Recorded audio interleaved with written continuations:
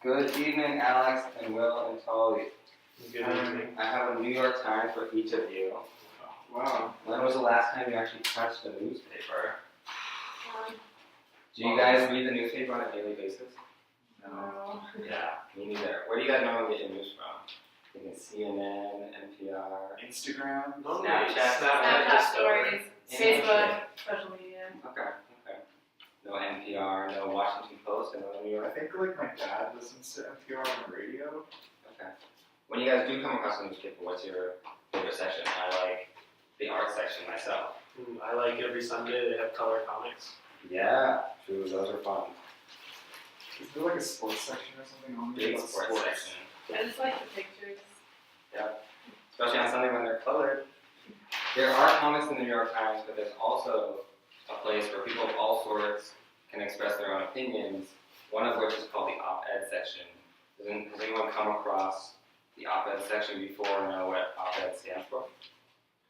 I think it stands for opinion editorial. Close. Any other guesses? Operative editorial. Not quite.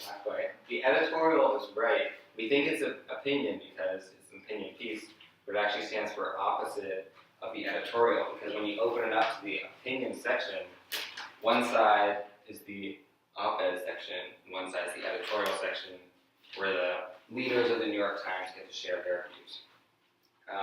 So op-eds are really common, and why do you think anyone would want to write an op-ed, and why do you think anyone would want to read an op-ed, especially when they don't read the newspaper every day? So you've got a new perspective.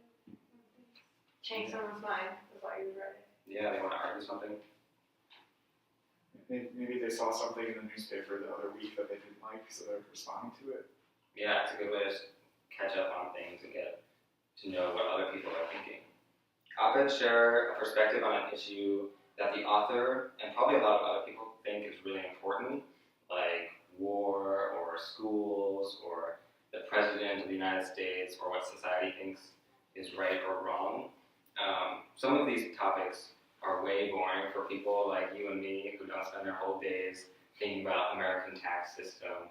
But whenever someone writes an op-ed, that author wants everyone to read it. How do you think they'll get students interested or readers interested in what they're writing about? 5 opinions you won't believe. Like a catchy title or something? Yeah. Just bait them. Yeah, bait, that's good. We talk about hook and persuasive essays a lot. And so one thing about an op-ed is that a good op-ed always starts with what we call a lead. So this is lead spelled L-E-D-E. And it's an introductory paragraph that gets the readers interested, and it ends with your main point. This is what you're trying to argue, and this is your thesis statement, what you're trying to get across. And you don't want this to be confusing. You want the readers to get it, because you don't want to be arguing, I want all humans to live on Mars and move there, but your readers think you want everyone to stay on Earth. That's a super different claim. So let's see if this op-ed has a lead, and we'll keep reading and go from there. This op-ed is from Bernie Sanders.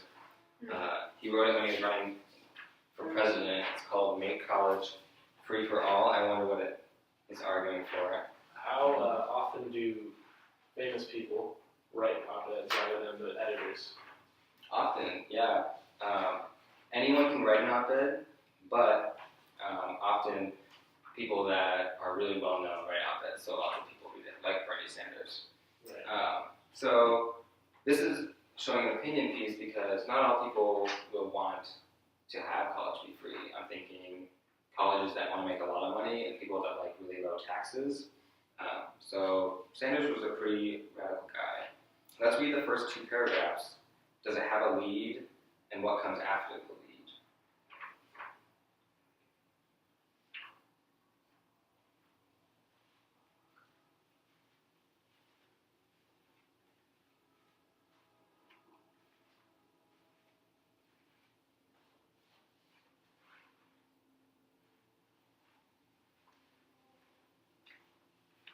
All right, skipping ahead in the lesson, I have a poem, a song, that we can all participate in that'll get us remembering parts of an op-ed from beginning to end. So I'll start and just read what you have on your slip. You have a view you want to state, an opinion I say. That's great. You know what you need, and you know all its parts. You begin with a lead, and that's how it starts.